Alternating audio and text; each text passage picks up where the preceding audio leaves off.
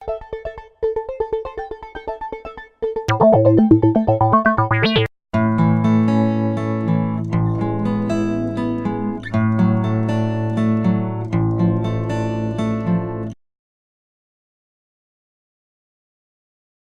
believe that subscription revenues are like really difficult. I don't think anybody commits to pay anything on a long-term basis. Maybe you can trap someone to paying like a couple of months, but they always back out. You know, episodic, impulsive, hey, I like this, let me buy it right now, is the kind of payment structure that a lot of Indian youth have grown up with. Why is 90% of Indian mobile prepaid? Because you buy it when you want it.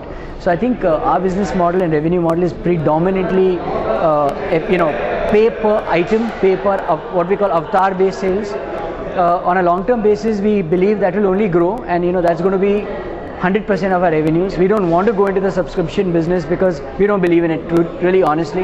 And from a acceptance global perspective, that is the trend. That's what's been happening so far. None of the companies that have been charging subscription have been moving towards avatar-based sales.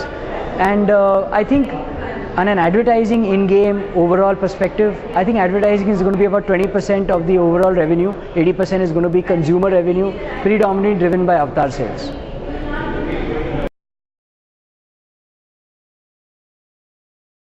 We want people who are addicted to playing some of their favorite online games to take those versions of those games on their mobile phone.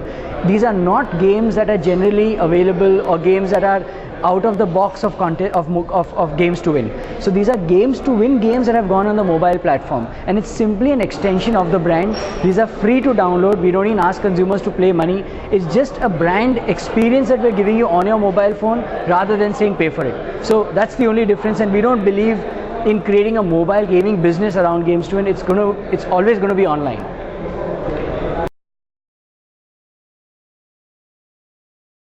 Some of the games are naughty, some of the games are obviously based in Indian context. Everybody likes naughty stuff as long as you don't cross the limit, and we definitely don't cross the limit. As far as B and C, A-class cities, youth is homogeneous, man.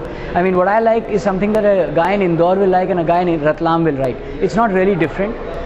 From, these games are kind of queer, they're unique, they're like not AXN, but Mad Comics meets MTV goes freaked out.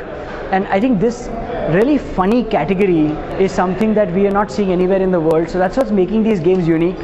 From taking these games outbound, they're all typically done by viral marketing. We don't believe in buying dollars or advertising on something and then saying, hey, to make these games popular. These have to be spread by word of mouth, and that's the way these games are growing. So I think building very unique, differentiated content that has a stamp or a DNA of our company, and then letting the whole world consume it. That's the strategy. An MMOG game, that's CT Racer, which is like a city racing game by Sega and Hyundai. We are the sole licensors of that game in India, and we have two now business lines. We have the casual flash gaming portal, and we have the MMOG game. And the MMOG game obviously is for the Indian market, whereas the flash casual game side is a global play.